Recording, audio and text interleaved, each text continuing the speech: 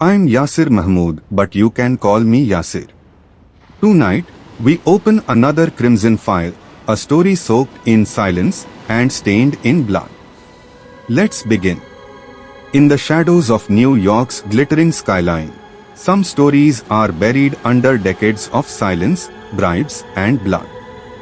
But tonight, we are digging up one that refused to stay dead. This is the story of Vito Romano, a name once whispered in fear across the 5 boroughs. A man who walked away from the mafia life. But as they say, just when he thought he was out, they pulled him back in. This is Blood Ties, the fall and rise of Vito Romano. For 20 years, Vito Romano lived like a ghost. After orchestrating one of the most feared crime syndicates in Brooklyn, the Romano crew, he disappeared. No trial. No witness protection. Just vanished. In 1999, when the feds raided his empire, Vito was already gone. Retired. Living quietly in upstate New York, running a car repair shop under the name Vincent Russo.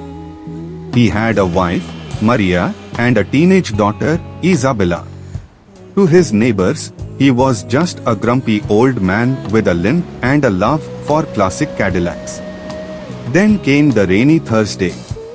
Vito got home from work and found the front door ajar. No sign of forced entry. Nothing stolen except one thing, Isabella's sweet 16 photo. On the back, a message in red ink. You know what this means. Meet me at D'Amico's Pier. Midnight. D'Amico. A name Vito hadn't heard in over 20 years. A rival from the old days. Thought to be dead. Apparently, he wasn't.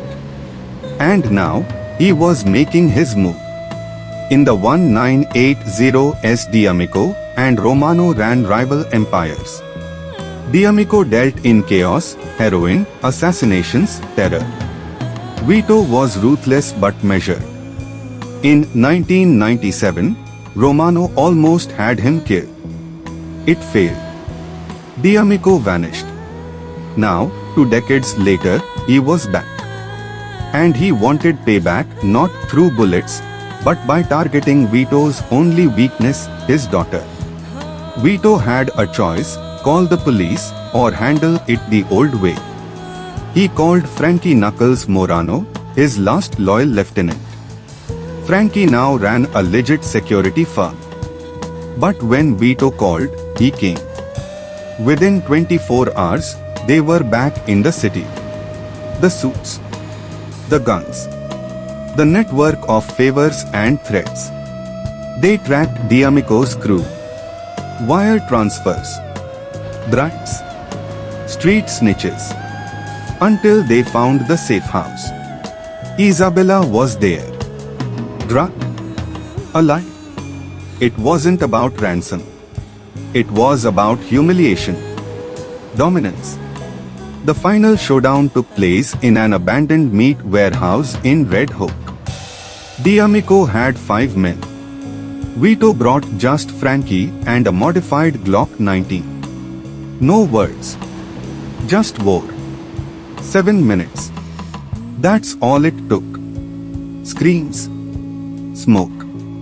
Blood. Vito shot D'Amico twice. Once in the chest. Once between the eyes. It was over. But peace comes at a price. Vito didn't run. He left a note for Maria. Then turned himself in. The case? Messy. Twisted with history and revenge. Isabella testified. So did Frankie. In the end, Vito took a plea. 7 years, minimum security. Maria visits weekly. Isabella's in law school. And Vito?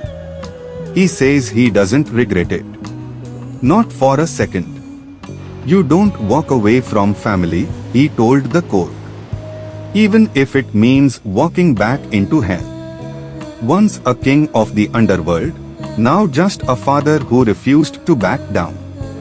This has been Blood Ties, The Fall and Rise of Vito Romano. And this is the Crimson Files. Stay safe. And remember, some pasts never die, they just wait.